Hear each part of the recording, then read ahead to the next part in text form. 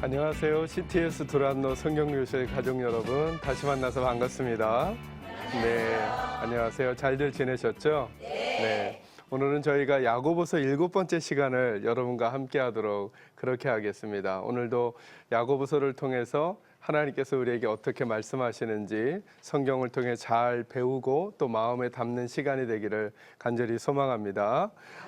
오늘은 어디를 함께 보실 거냐 하면 야고보서 1장 19절부터 27절까지 말씀을 보려고 합니다. 그 말씀을 중심으로 바른 경건을 추구해야 합니다 라고 하는 제목으로 여러분과 좀 말씀을 나눌 텐데요. 우리 성경 말씀을 먼저 같이 한번 보도록 하겠습니다. 야고보서 1장 19절에서 27절까지입니다. 제가 여러분에게 찬찬히 한번 읽어드릴 텐데요. 한번 들어보시기 바랍니다. 내 사랑하는 형제들아, 너희가 알지니 사람마다 듣기는 속히 하고 말하기는 더디하며 성내기도 더디하라. 사람이 성내는 것이 하나님의 의를 이루지 못함이라.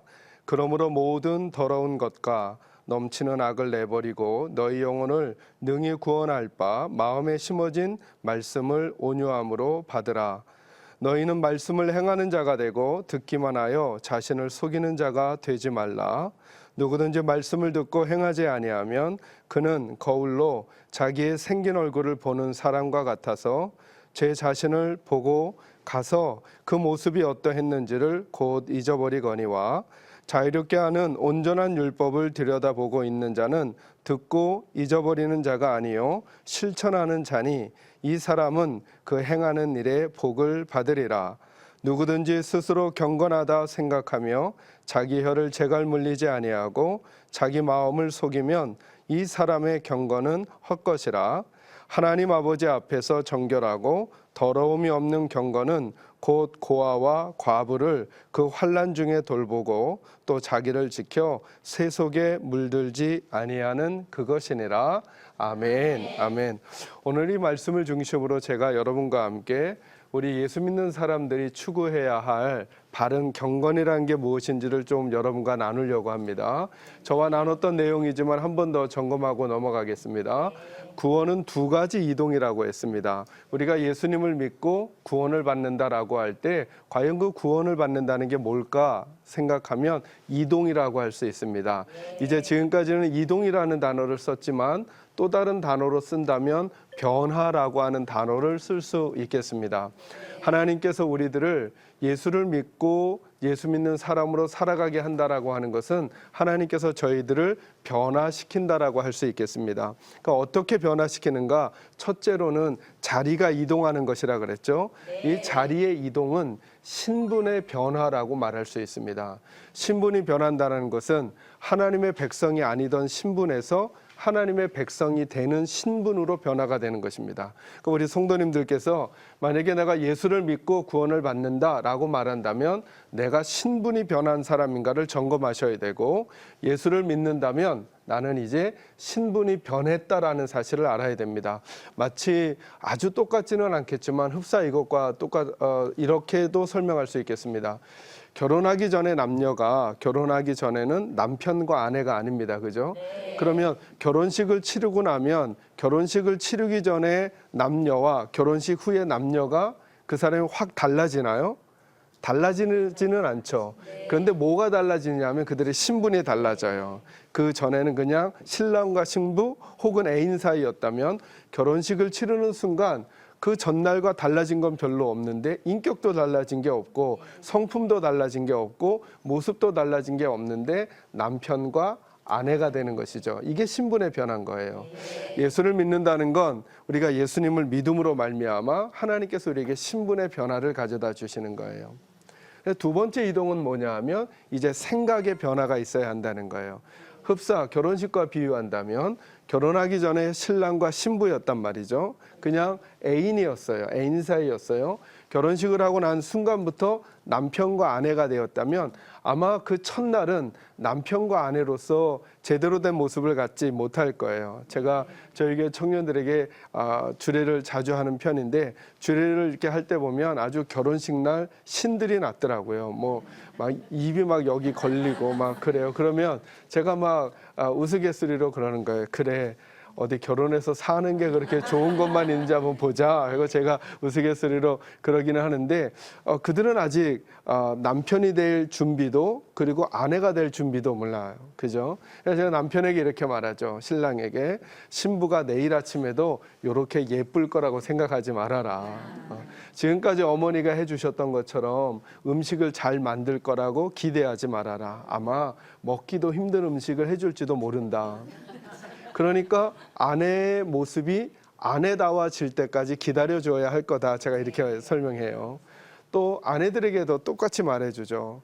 남편이 아빠처럼 다 내 편이 되어주고 나를 예뻐해 줄 거라고만 생각하지 말아라. 직장 갔다 집에 들어오면 그냥 입만 움직이고 손으로만 리모컨 움직이면서 이거 해달라 저거 해달라 귀찮게 하는 정도로 밖에 아직은 남편 역할을 못할지 모른다. 시간이 필요하다. 다시 말하면 남편 다워지는 시간, 아내 다워지는 시간이 필요하듯이 저와 여러분의 두 번째 이동은 생각의 이동인데 이것을 변화로 설명한다면 이제 수준의 변화라고 말할 수 있을 것 같아요. 그러니까 하나님의 백성이 아니던 사람이 가지고 있던 수준에서 하나님의 백성다워지는 수준이 되는 거죠. 그러니까 예수 믿고 구원받는다는 건 두 가지로 설명할 수 있는 거예요. 예수님 믿어서 하나님의 백성이 아니던 사람이 하나님의 백성이 되는 것, 이 변화. 두 번째로는 하나님의 백성이 아니던 사람이 하나님의 백성이 돼서 이제 하나님의 백성다워지는 변화가 필요하다는 거예요. 그럼 이 야고보서는 무슨 얘기를 하고 싶은 거냐? 어떻게 하면 우리가 하나님의 백성다워질 수 있겠느냐는 거예요. 하나님의 백성다워질 수 있겠는가? 그러니 야고보서를 한 절 한 절 읽어가면 성경은 매뉴얼과 같다고 그랬죠. 어떻게 하면 하나님의 백성다워질 수 있는지를 우리에게 알려주고 있다는 거예요. 오늘은 1장 19절에서 27절에 어떻게 해야만 하나님의 백성다워지는가를 바른 경건을 추구해야 합니다라고 하는 제목으로 여러분 모두와 나누려고 하는 거거든요. 그런데 한번 그 전에 사전 작업으로 경건이라는 게 뭘까를 한번 생각해 보려고 그래요. 경건이라는 게 뭘까? 우리는 흔히 교회 안에서도 그렇고 기독교 안에서 이런 표현을 가끔 들을 때가 있어요. 그분은 참 영적인 사람이다. 이런 표현을 들을 때가 있어요. 영적이다라고 하는 게 뭘까? 경건이라는 게 뭘까? 디모데전서 4장 7절과 8절에 보면 너희가 경건에 이르기를 힘쓰라 이런 표현이 나오거든요. 경건에 이르도록 너희 자신을 연단하라 이렇게 말해요. 그럼 경건이라는 게 뭘까? 여러 가지로 설명 가능하겠어요. 근데 아주 제일 간단한 설명은 이거죠. 하나님을 닮은 사람이 되어가는 거예요. 아까 변화로 말한다면 하나님의 백성다워진다는 거죠. 그러니까 바른 경건을 추구한다라고 하는 것은 뭐냐면 우리가 어떻게 하면 하나님의 백성다워질 수 있는가에 대한 고민을 하자는 거예요. 오늘 본문을 가지고 그것을 세 가지로 말하려고 하는 거예요. 여러분 이제 첫째로 한번 말씀을 다시 한번 보시기 바랍니다. 19절과 20절인데요. 다 같이 한번 읽어볼까요? 읽겠습니다. 시작. 내 사랑하는 형제들아 너희가 알지니 사람마다 듣기는 속히 하고 말하기는 더디하며 성내기도 더디하라. 사람이 성내는 것이 하나님의 의를 이루지 못함이라. 아멘. 우리가 하나님의 백성다워진다라고 말할 때 저와 여러분이 예수님을 믿고 저는 목사로서 여러분은 성도로서 하나님의 백성다워진다라고 할 때 크게 세 가지 영역이 중요하게 대두되게 될 거예요. 그 첫 번째 영역이 뭐냐면 말의 영역이에요. 왜냐하면 우리가 하나님의 백성이다라고 말할 때 그 하나님의 백성은 말의 언어의 영역에서 어떤 말을 하는 사람인가를 점검해 봐야 돼요. 두 번째 영역은 뭐냐 하면 생각의 영역이에요. 이 생각의 영역이라고 하는 것은 그 사람의 가치관 그리고 사고의 체계가 어떤가. 이건 좀 어려운 표현인데 제가 좀 뒤에 더 설명해 드릴 거예요. 그 사람의 생각의 영역이 하나님을 닮아가야 돼요. 하나님의 백성이니까. 그리고 세 번째 영역이 뭐냐면 행동의 영역이에요. 여러분 혹시 대답해 주실 수 있나요? 인격 그러면 세 가지 영역이 요구가 되죠. 인격체다 그러면 지, 정, 의가 있어요. 그죠? 지성과 감정과 의지적 영역이 골고루 균형 잡힌 사람을 볼 때 우리가 인격적이다 이렇게 말할 수 있거든요. 하나님을 닮은 인격, 하나님을 닮아가는 하나님의 백성의 인격도 이 세 가지 영역을 이쪽으로 옮길 수 있는 거예요. 말의 영역, 생각의 영역, 행동의 영역. 그러니까 우리가 누군가가 믿음이 좋다라고 말할 때, 그 사람이 참 경건하다라고 말할 때 그 사람은 말을 어떤 식으로 하는 사람인가 점검하면 되는 거고요. 그걸 나에게도 점검하는 거죠. 여러분도 한번 이 시간에 먼저 생각해 보세요. 나는 말을 어떤 식으로 하는 사람인가. 두 번째는 그 사람이 믿음이 좋다라고 말할 때 그 사람은 어떤 식의 사고방식을 가진 사람인가. 왜냐하면 예를 들어서 어떤 사안이 딱 발생했을 때 그 사안에 대해서 판단을 내리고 해석하고 그리고 결정할 때 사람은 사고방식에 따라 다 다르게 평가하거든요. 여러분, 우리 가끔 TV에서 대담 프로나 토론 프로를 보면 너무 재밌는 게 있잖아요. 네. 뭐가 재밌으세요? 주제가 똑같아요. 근데 어쩌면 똑같은 주제인데 이쪽 편에서 얘기하는 사람은 이쪽 말이 다 맞다고 얘기하고, 이쪽 편에서 얘기하는 사람은 이쪽 얘기가 다 맞다고 얘기해요. 그리고 결론은 어느 쪽이 맞다고 말해요. 결론을 내려주지 않아요. 그리고는 우리의 몫이라는 거예요. 그죠? 참 희한하죠. 어떻게 똑같은 것을 바라보고 있는데 주장이 각기 다를까? 왜 다를까요? 양쪽이 가지고 있는 생각의 틀이 다르기 때문에 그런 거예요. 틀이 다르니까 똑같은 걸 다르게 보는 거죠. 그래서 여러분, 우리 믿음도 마찬가지인 거예요. 믿음도. 내가 어떤 식의 믿음을 가지고 있느냐에 따라서 똑같은 일을 다르게 바라보는 거죠. 그래서 12정탐꾼의 이야기 지난번에 한번 해드렸잖아요. 그죠? 똑같은 장소를 40일 동안 12명이 똑같은 기간 동안 다녀왔단 말이에요. 근데 어떻게 10명은 그곳은 절대로 못 들어갈 것이라고 부정적인 보고를 하고, 여호수아와 갈렙은 아니다, 하나님이 함께 하시면 들어간다고 고백하는가 말이죠. 왜 달라요? 그들이 가지고 있는 사고의 체계, 생각의 영역이 다른 거예요. 이 10사람은 그들의 생각의 영역에 하나님의 생각이 없는 거죠. 자기 눈으로만 보니까 부정적으로 보게 되는 거고, 여호수아와 갈렙은 하나님의 눈을 가지고 있는 거예요. 하나님의 시각으로 바라보니까 그의 생각의 틀이 그렇게 잡혀 있으니까 똑같은 상황을 다르게 바라보는 거죠. 그래서 생각의 영역에 변화가 필요한 것이죠. 세 번째로는 행동의 영역이에요. 우리가 늘 기독교인들이 혹은 교회가 세상으로부터 손가락질을 받거나 혹은 비판을 받을 때 제일 많이 언급되는 영역이 여기예요. 예수 믿는다고 하는 사람들이 왜 그렇게 사냐라고 행동이 변하지 않는 부분에 있어서. 그리고 야고보서도 그 문제를 다루는 거예요. 믿음으로만 구원을 받는 게 아니라 행함으로도 구원을 완성해야 한다는 얘기를 강조해 주려는 거예요. 그래서 두 가지 이동이라고 말씀해 드렸잖아요. 예수 믿고 신분의 변화가 됐으면 믿는 사람다워지는 수준의 변화가 필요하다는 거예요. 그걸 오늘 본문에 그렇게 세 부분으로 영역을 나누어 주고 있는 것을 저희가 볼 수 있는 것입니다. 읽었던 19절과 20절 말씀을 요약하면 이 말이에요. 절대로 성내지 말라는 거예요. 성내지 말라. 그러면서 20절에 말하죠. 성내는 것은 하나님의 의를 이루지 못한다. 가끔 우리가 교회 생활하면서도 어떤 일을 이루기 위해서 싸우면서까지 그 일을 이루려고 그래요. 근데 말씀대로, 말씀은 우리들의 매뉴얼이니까, 매뉴얼은 뭐라고 말하느냐 하면 어떤 일을 하려다가 만약에 싸우게 된다면 안 싸워야 한다는 거예요. 그런데 이게 쉽지가 않아요. 이게 쉽지가 않아요. 언어를 잘 정돈하지 않으면 말로써 상대방의 마음을 아프게 하고 힘들게 하면서 그 일을 더 잘하려고 말을 하다가 보니까 상대방을 아프게 하고, 아프게 한 그것 때문에 하나님의 공동체가 싸우는 일들이 얼마나 많은지 몰라요. 그래서 잠언 18장 21절엔 이런 말씀이 있어요. 한번 들어만 보세요. 죽고 사는 것이 혀의 권세에 달렸다, 이렇게 말해요. 죽고 사는 것이. 달리 말하면 우리가 어떻게 말하느냐에 따라 다른 사람을 죽일 수도 있고, 우리가 어떻게 말하느냐에 따라 다른 사람을 살릴 수도 있다라는 거예요. 그러니까 그건 아주 쉽게 적용해 볼 수 있어요. 여러분이 오늘 저를 만나는데 목사님 오늘 헤어스타일이 별로예요. 이 말 한마디 하시잖아요. 그럼 저는 계속 헤어스타일 때문에 신경이 쓰여가지고 기분이 안 좋은 거예요. 그러면 저도 여러분에게 그렇게 쏘아 드리는 거죠. 그래서 똑같은 상황에 말을 달리하는 거죠.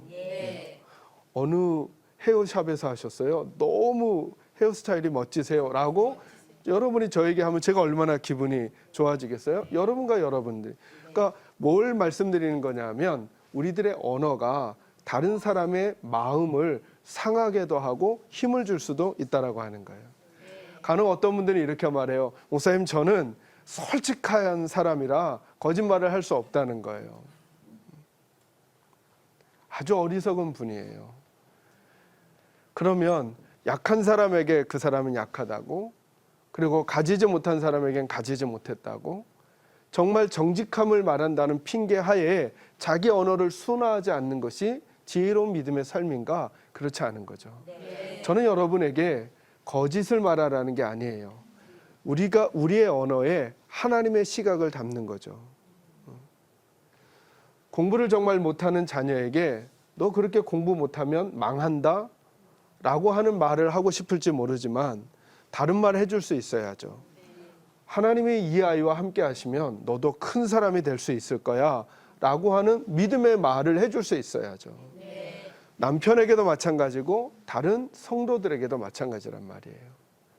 그래서 우리들의 언어의 영역은 매우 중요한 믿음의 영역이 될 수 있다는 사실을 잊지 마셔야 한다는 것입니다. 그래서 성을 낸다는 건 무슨 말이냐면 내 마음에 있는 얘기, 그래서 심지어 다른 성경에서는 그렇게 말해요. 우리의 말은 입에서 나오는 게 아니라 마음에서 나오는 거라고. 마음이 정돈이 안 됐기 때문에 입에서 함부로 내뱉는 거예요. 그래서 여러분 어떤 분은 글을 썼는데 책 제목이 뭐냐면 말이 인격이다 이렇게 말했어요. 그러니까 잘 생각해 보라는 거예요. 내가 어떤 말을 하는지. 그게 바로 나예요. 그래서 쉽게 설명해 주시려는 목사님들은 그렇게 말하죠. 성도 여러분들께 부정적인 말 하지 말아라. 부정적인 말. 그거는 다른 중간 단계를 다 없애버리고 아주 쉬운 말로만 딱 알려주시는 이야기이긴 해서 설명이 더 필요하긴 하지만 성도는 긍정적인 얘기를 해야 되고 부정적인 얘기를 해야 됩니다. 하지 말아야 됩니다. 이렇게 알려주시는 거예요. 그럴 때 어떤 분들은 그렇게 말하죠. 아니 그래도 건전한 비판과 그런 논리적 충돌이 일어나야 거기서 발전이 일어나지 않겠습니까? 아주 맞는 말일 수 있어요. 그러나 그 미명하에 불평하고 부정하고 그리고 나쁜 말을 내뱉는 것을 합리화해서는 안 된다는 거예요. 적어도 우리들은 하나님의 시각을 가진 사람이라면 하나님의 백성들은 하나님 때문에 그 상황을 보고 어떻게 다시 말할 수 있겠는가를 점검할 수 있어야 한다는 거예요. 저는 이 자리에 참여한 여러분들이 믿음 생활을 하면서 말의 영역에 있어서 하나님을 닮아가시기를 간절히 소망합니다. 아멘. 두 번째 말씀 좀 다루도록 하겠습니다. 21절 한번 같이 읽어볼까요? 21절 읽습니다. 시작. 그러므로 모든 더러운 것과 넘치는 악을 내버리고 너희 영혼을 능히 구원할 바 마음에 심어진 말씀을 온유함으로 받으라. 아멘. 두 번째로 저희가 이렇게 좀 주목하려는 표현은 뭐냐면 온유함으로 받으라라고 하는 거예요.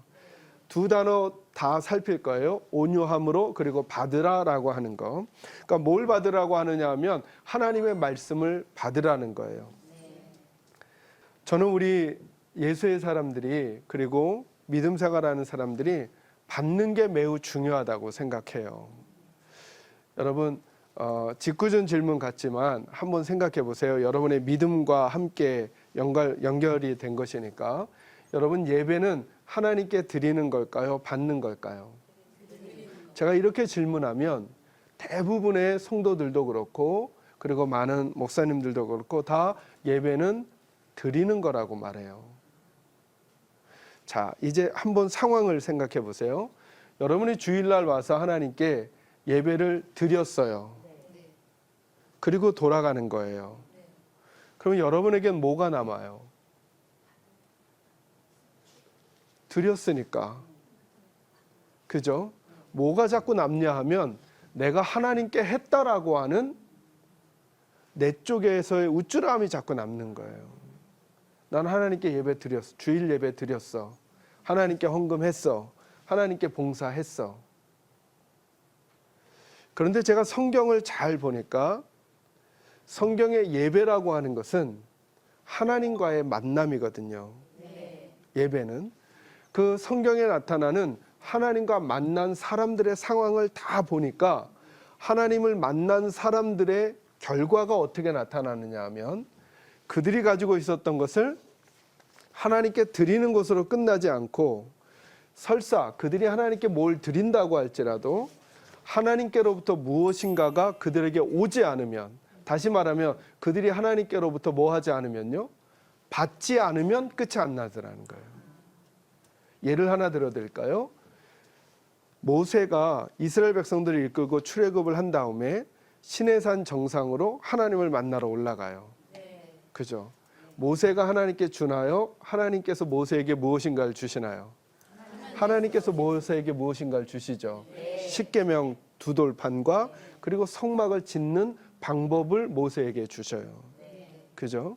그리고 복음서에 나타나는 모든 예수님을 만나는 상황을 여러분 떠올려 보세요. 예수님을 만나러 간 사람들, 병자가 예수님을 만나러 가요. 병자가 예수님께 드리나요? 예수님이 병자에게 무엇인가를 해주시나요? 예수님이 무엇인가를 해주시죠. 병을 고쳐주시거나.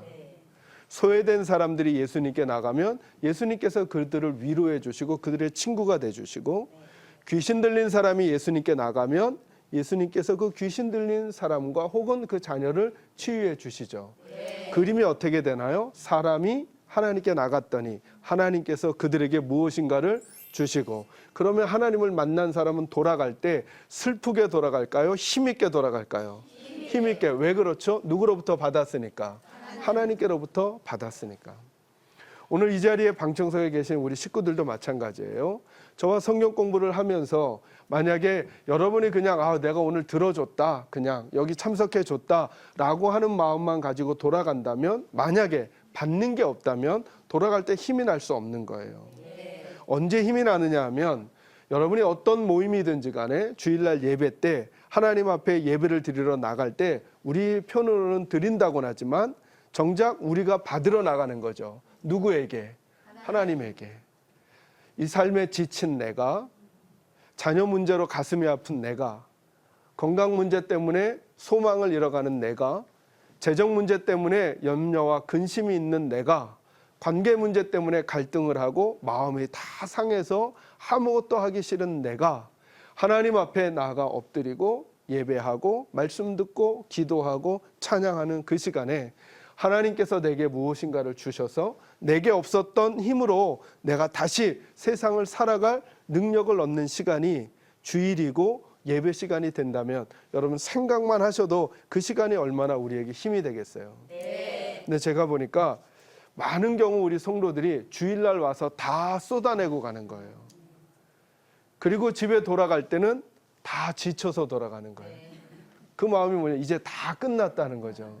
이제 다 끝났다. 아니죠. 원래 성경의 그림은 이거죠. 지쳤던 사람이 예수님께 오면 하나님 만나서, 예수님 만나서 힘을 얻고, 포기하고 싶었던, 도망치고 싶었던, 다시 가기 싫었던 그 삶의 자리에 힘과 용기를 내서 뛰어들어가 그곳을 살아내는 그림이 진짜 그림이란 말이에요. 왜 우리에게 그 그림이 자꾸 이루어지지 않을까? 저는 그 원인을 첫째로 여기서 찾고 싶은 거예요. 우리가 하나님께로부터 잘 받지 않는다. 잘 받지 않는다. 제가 여러분과 만나면서 믿음을 이렇게 정의해드렸죠. 믿음이란 내 생각을 끄집어내고 하나님의 생각을 넣는 거라고. 그죠? 하나님께로부터 잘 안 받으니까 내 생각이 안 바뀌는 거예요. 난 돈 없으면 못 살아 라고 생각하고 있었어요. 근데 여러분 말씀을 읽어보시고 말씀을 들어보시고 하나님을 만나시면 하나님이 이렇게도 말씀해 주실걸요. 아니야, 넌 돈이 없더라도 나만 있으면 또 살아갈 수 있는 힘을 내가 줄 거야 라고 할 텐데 하나님께로부터 자꾸 안 받는 거예요. 안 받으니까 예배당에 와서도 마음은 딱 닫고 내가 원래 가지고 있던 대로 그대로 돌아가니까 똑같은 태도와 자세로 사는 거죠. 만약에 마음을 열고 내 생각 끄집어내고 하나님의 생각을 넣고 돌아가면 다른 태도와 자세로 우리의 주어진 삶을 살 수 있잖아요. 바라기는 저는 여러분들은 하나님께로부터 받는 복이 있기를 간절히 소망합니다. 그래서 오늘 말씀도 이렇게 말하죠. 너희 마음에 심어진 말씀을 받으라 이렇게 말했어요. 그러니까 하나님께로부터 잘 듣고 하나님께로부터 잘 받는 게 매우 중요해요. 열왕기상 3장에 보면 우리 가끔 그런 얘기 듣곤 하죠. 그 솔로몬이 하나님께 1,000번제를 드렸죠. 그죠? 1,000번제를 드리고 나니까 하나님이 나타나셔서 그래 내가 너에게 뭘 해주랴 이렇게 물으셔요. 그때 솔로몬이 권세도 구하지 않고 건강도 구하지 않고 부귀와 영화, 재물을 구하지 않고 다른 걸 구하죠. 뭘 구했죠? 지혜를 구했다 그랬어요. 지혜를. 근데 이번에 저희들이 요즘에 읽고 있는 개역개정에서는 뭐라고 번역을 해줬냐면 그 지혜라는 단어 대신에 듣는 마음이라는 단어로 바꿨어요. 그러니까 지혜라는 게 뭐냐면 듣는 마음이라는 거예요. 하나님의 음성을 듣는 마음. 그게 진짜 지혜라는 거예요. 지혜라는 건 어떤 일을 결정할 때 내가 꾀를 짜내고 생각을 많이 한 다음에 남들이 생각할 수 없는 생각대로 생각을 만들어내는 것, 이게 지혜가 아니라 듣는 마음이 지혜라는 거예요. 그러니까 하나님의 말씀을 잘 들을 때, 그러니까 하나님의 말씀은 추상적이지 않아요. 어떤 분들은 믿음은 이렇게 교회 다니다 보면 믿음이 저절로 좋아진대요. 그럴 수 없어요. 믿음은 절대 그냥 좋아지지 않아요. 아주 구체적인 방식과 방향, 방법이 필요해요. 그게 뭐냐면 성경이 하나님의 말씀이죠. 하나님의 말씀이 내 안에 담겨야 돼요. 이걸 우리식으로 표현할 땐 하나님의 말씀이 들려져야 한다는 거예요. 그리고 내 생각을 끄집어내고 하나님의 말씀을 하나하나 집어넣잖아요. 그럼 우리 속에 믿음이 자라나는 거예요. 믿음이 자라나는 건 누구다워진다는 거예요? 하나님의 백성다워진다고요. 하나님을 닮은 사람이 되는 거예요. 하나님을 닮은 사람이 된다는 건 벽을 보고 명상을 많이 한다고 되는 게 아니에요. 구체적인 하나님의 말씀을 읽고 하나님의 생각 때문에 내 생각을 포기해 가는 거예요. 그러려면 먼저 들어야 한다는 거예요. 야고보서에서는 어떻게 들으라 그래요? 온유함으로 받으라 이렇게 말하죠. 온유한다는 게 뭘까요? 뭐가 온유한 거죠? 부드러운 거죠. 온유하다는 건 부드러운 거예요. 그래서 저는 저희 교회 성도들에게 뭐라고 가르쳐 드리냐면 믿음이 좋아지면 좋아질수록 점점점 부드러워져야 한다. 남자도 여자도 목사님도 장로님도 집사님도. 왜 그럴까요? 어떤 분들은 믿음이 좋아지면 자꾸 딱딱해져요. 이건 안 돼. 이건 안 돼. 다 엄격해지고. 근데 믿음이 좋아지면 그럴 수 없는 거예요. 왜요? 믿음이 좋아지면 좋아질수록 점점 온유해지거든요. 온유해진다는 건 부드러워진다는 걸 말해요. 왜 부드러워지는 걸 말하는 걸까? 믿음이 좋아진다는 건 삶의 모든 자리에 하나님을 모시고 살아가는 거거든요. 만약에 여러분 우리 이럴 수 없잖아요. 우리가 거친 행동을 예를 들어서 자녀들이 중요한 손님이 어른이 옆에 와 계신데 자녀들이 자꾸 말썽을 펴요. 그럼 여러분 어떻게 하세요? 그 자리에서 회초리를 막 들고 때리시나요? 안 되죠. 왜? 누구 때문에 안 그래요? 어른 때문에. 어른을 존중하니까 꾹꾹 참는 거죠. 그리고 아이에게 물론 눈을 흘기면서 하면 그럴지는 모르지만 너 이따가 혼나, 뭐 이따가 너 사망이야, 뭐 이런 이렇게 막 겁을 줄 수는 있을지는 모르지만 그 자리에서 어른 때문에 우리가 부드러운 모습을 유지하는 거죠. 그죠? 이해되셔요, 제 말? 하나님을 잘 믿는다는 건 뭐냐 하면 내 삶의 모든 영역에 누구를 모시고 가는 거예요? 하나님을 모시고 가는 거죠. 근데 믿음이 좋아진다는 건 점점점 그 농도가 짙어지는 건데 믿음이 어떻게 좋아진 분이 자꾸 딱딱해질 수 있어요. 딱딱해진다는 건 옆에 중요한 분을 안 모셨다는 거죠. 하나님을 옆에 안 모신 거죠. 하나님을 내가 모시니까 전에는 내가 쉽게 화냈던 내가 옆에 하나님이 계시니까 그 화를 정리하는 거죠. 이분 때문에, 하나님 때문에. 그게 온유함인 거예요. 그게 부드러움인 거예요. 그래서 부드러움이라고 하는 것은 온유하다는 거. 나 오늘부터 온유해져야지. 이것 가지고는 안 돼요. 왜냐하면 이거는 금방 탄로가 나요. 우리가 왜 이렇게 보기 좋아하지 않는 사람이 있을 수 있잖아요. 인생 살면서. 근데 그래, 내가 오늘부터는 그 사람한테도 잘해줄 거야 하고 잘해줬는데 상대방이 안 잘해주면 어떻게 되나요? 완전히 잘해줬던 마음 곱하기 10배에 더 안 좋은 걸 쏟아내버려요. 내가 어떻게 했었는데, 내가 힘들어도 널 참아주려고 그래. 이것까지 다 쏟아내잖아요. 이건 성경이 말하는 온유가 아닌 거예요. 성경이 말하는 온유는 뭐냐 하면 하나님 때문에, 그 사람 때문이 아니고 그 상황 때문이 아니고 하나님 때문에 내가 나를 바꾼 거예요. 말씀드렸던 사도 바울이라고 하는 사람은 매우 강직했던 사람이에요. 얼마나 그 사람은 딱딱했던 사람이냐 하면 예수님을 만나기 전에는 하나님 때문에 예수 믿는 사람들을 잡아서 옥에 가두는 일을 앞장서서 했던 사람이에요. 그러니까 다시 말하면 종교적인 열심 때문에 사람들을 옥에 가두고 막 어렵게 만드는 일조차도 막 당당하게 해냈던 사람이거든요. 심지어 성경을 잘 읽어보면 스데반이라고 하는 사람이 죽을 때 그 옆에 사도 바울이 있었어요. 죽이는 모습을. 그리고 잘 죽는다, 마땅히 죽어야 한다라고 동조했던 사람이 누구냐면 이 사도 바울이에요. 근데 이 사도 바울이 나중에 예수님 만나고 예수님 믿고 점점점 주님의 마음을 알아갈 때 뭐라고까지 표현하냐면 이렇게까지 표현해요. 나는 만약에 한 영혼이라도 더 구원할 수만 있다면 앞으로 내가 사는 날 동안 고기를 먹지 않아도 괜찮다. 또 어떤 데서는 이렇게 표현해요. 나는 율법이 있는 사람에게는 율법이 있는 사람처럼 행동하고 율법이 없는 사람에게는 법이 없는 사람처럼 행동할 거다. 그래서라도 한 사람을 구원하길 원한다. 이렇게 말하잖아요. 여러분, 우리가 이런 사람을 가르쳐서 뭐라 그러죠? 법이 있는 사람에게는 법이 있는 사람처럼, 없는 사람에게는 없는 사람처럼 행동하는 사람을 뭐라 그러죠? 줏대가 없다, 이렇게 말하지 않아요? 줏대가 없는 사람이 돼버린 거예요. 왜요? 누구 때문에? 예수님 때문에. 예수님이 원하시는 한 영혼이라도 더 구원하기 위하여 내가 옳다고 여기는 것 때문에 고집스럽고 딱딱하고 냉정하고 차가운 사람이 되는 게 아니라 도리어 줏대가 없는 사람이 된다는 거예요. 모세도 마찬가지예요. 여러분, 모세를 성경의 그 모세오경 후반부에 가면 뭐라고 기록하냐면 모세를 가리켜서 모세는 그 온유함이 아까 뭐라고 우리 표현했죠? 그 부드러움이 지면에 있는 다른 사람들보다 승하다 그랬어요. 그러니까 고집이 많다는 거 별로 없다는 거예요. 별로 없다는 거죠. 근데 모세는 원래 그런 사람이 아니었어요. 어느 정도로 그는 고집이 세냐 하면 출애굽기 1, 2, 3장을 지나면서 읽어보면 하나님께서 모세가 이제 40세에 이렇게 무엇인가를 하려고 하다가 사람을 죽이고 미디안 광야로 도망쳐 가잖아요. 미디안 광야에서 40년 동안 목동으로 생활하거든요. 그럼 나이가 몇 살이 된 거예요?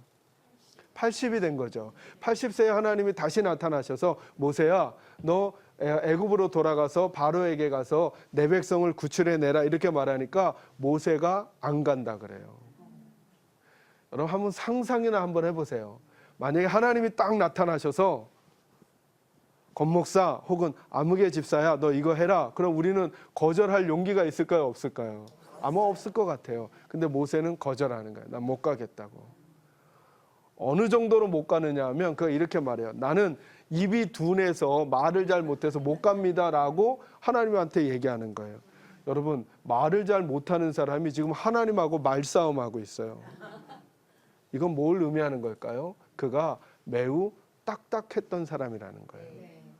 그런데 나중에 갔더니 그가 부드러움이 지면의 다른 사람들보다 더 승했다 이렇게 말해요.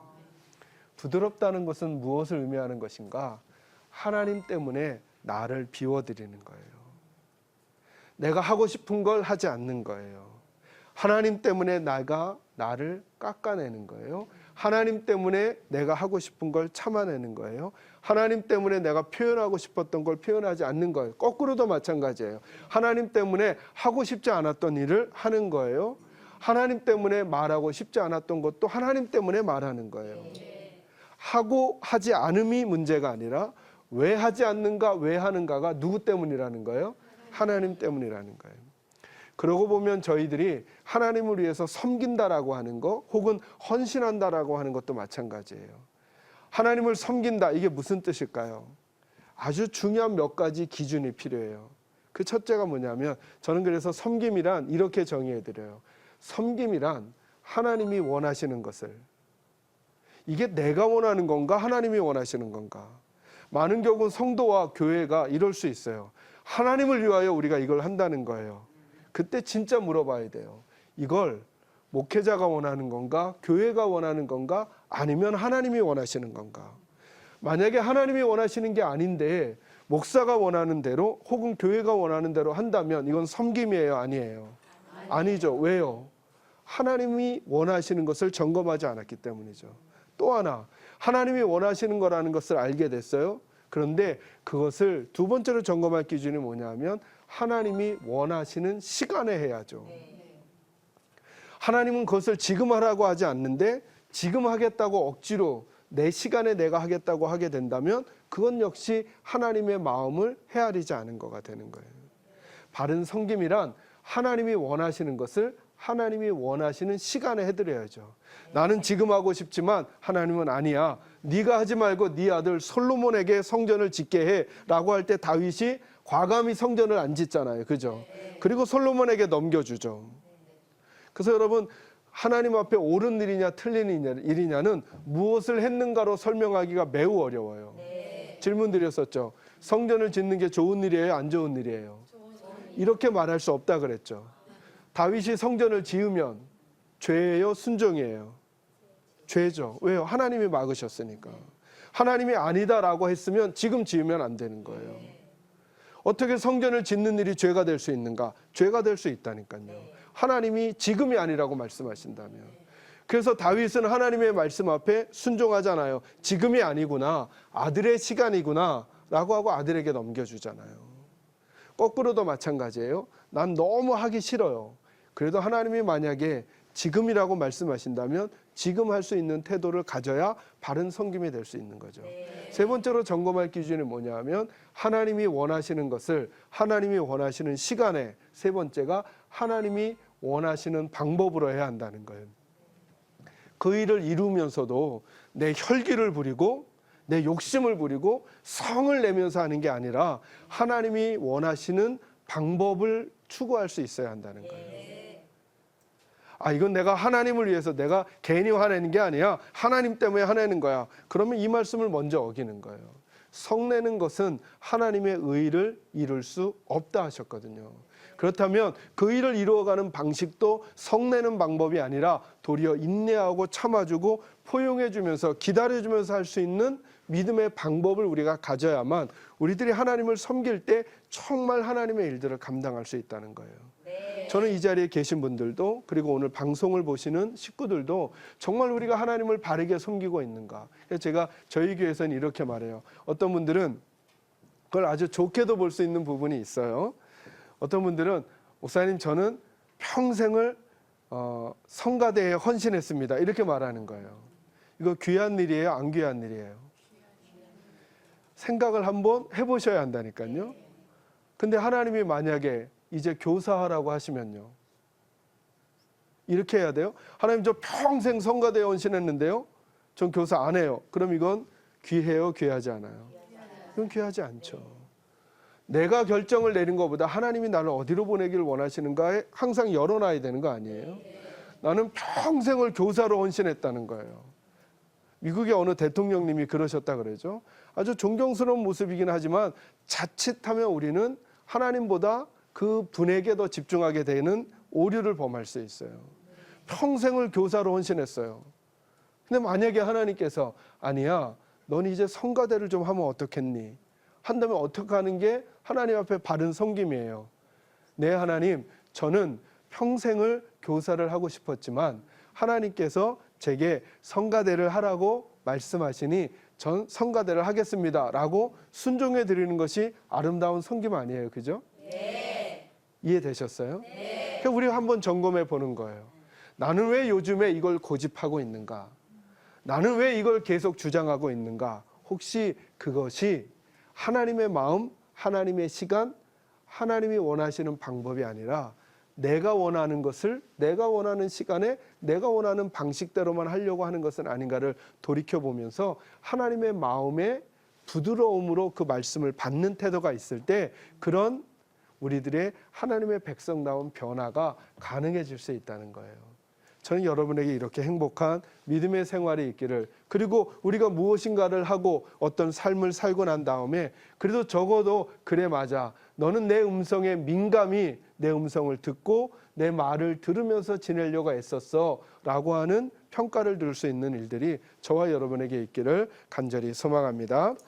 마지막 한 가지만 더 하죠. 여러분 22절에서 25절을 제가 한번 읽어드리겠습니다. 너희는 말씀을 행하는 자가 되고 듣기만 하여 자신을 속이는 자가 되지 말라. 누구든지 말씀을 듣고 행하지 아니하면 그는 거울로 자기의 생긴 얼굴을 보는 사람과 같아서 제 자신을 보고 가서 그 모습이 어떠했는지를 곧 잊어버리거니와, 자유롭게 하는 온전한 율법을 들여다보고 있는 자는 듣고 잊어버리는 자가 아니요 실천하는 자니 이 사람은 그 행하는 일의 복을 받으리라. 아멘. 바른 믿음의 모습이란 듣고 잊어버리는 게 아니라 뭐 하는 거라고요? 실천한다, 행동한다는 거예요. 그래서 행동의 영역이 매우 중요해요. 예수 믿는 사람들은 착해야 하는가? 물을 필요 없어요. 당연히 착해야죠. 더 행동으로 보여야 하는가? 당연히 보여야 하죠. 당연히. 그 변화가 우리에게 필요한 거예요. 그것을 마지막 26절과 27절에 이 세 가지 영역을 다시 한번 요약해 주는데요. 같이 한번 읽겠습니다. 읽습니다. 시작. 누구든지 스스로 경건하다 생각하며 자기 혀를 재갈 물리지 아니하고 자기 마음을 속이면 이 사람의 경건은 헛것이라. 하나님 아버지 앞에서 정결하고 더러움이 없는 경건은 곧 고아와 과부를 그 환난 중에 돌보고 또 자기를 지켜 세속에 물들지 아니하는 그것이니라. 아멘. 여러분 26절과 27절에 보면 지금까지 말했던 하나님의 백성다워지는 바른 경건이라고 하는 것이 세 가지 영역. 첫째가 말의 영역, 두 번째가 생각의 영역, 세 번째가 행동의 영역이라고 말씀드렸는데 그것을 요약해 주고 있어요. 한번 26절부터 보세요. 누구든지 스스로 경건하다 생각하며, 이게 무슨 뜻이죠? 누구든지 스스로 믿음이 있다고 말하면서 생각하면서, 누구든지 스스로 나는 하나님의 백성답다라고 말하면서 뭐 하지 않는 사람요? 자기의 혀를 재갈 물리지 않는 사람, 말의 영역을 하나님 닮게 행동하지 않는 사람은 그 사람의 믿음이 뭐라고요?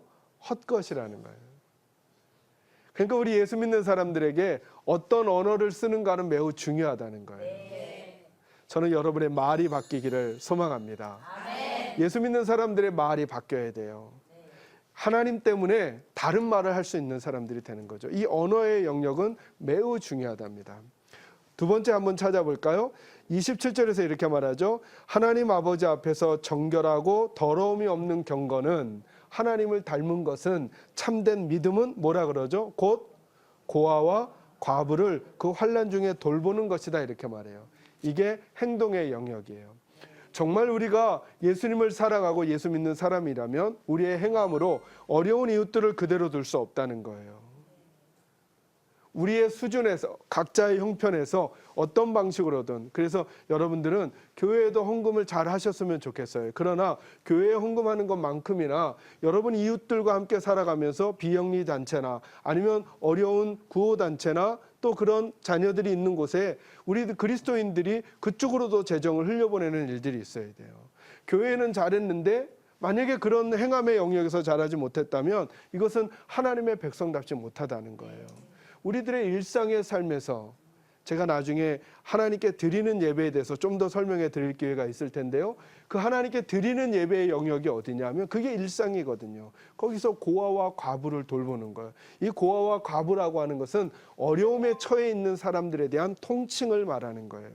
슬픔을 당하고 좌절을 막 당하고 상실감에 있는 분들을 우리들이 돌볼 수 있어야 한다는 거죠. 마지막 한 가지만 더요. 그 세 번째는 뭐라고 말해요? 자기를 지켜 어디에 물들지 않게 해야 한다고요? 세속에 물들지 않는다. 이게 생각의 영역이에요. 저는 이 말의 영역, 생각의 영역, 행동의 영역에서 우리 모든 예수님의 사람들이 우리 주님의 백성다워지는 그런 믿음의 훈련이 있기를 주님의 이름으로 축원합니다. 오랜 시간 들어주셔서 감사드리고요. 다음에 8번째 시간으로 여러분 다시 만나도록 하겠습니다. 감사합니다.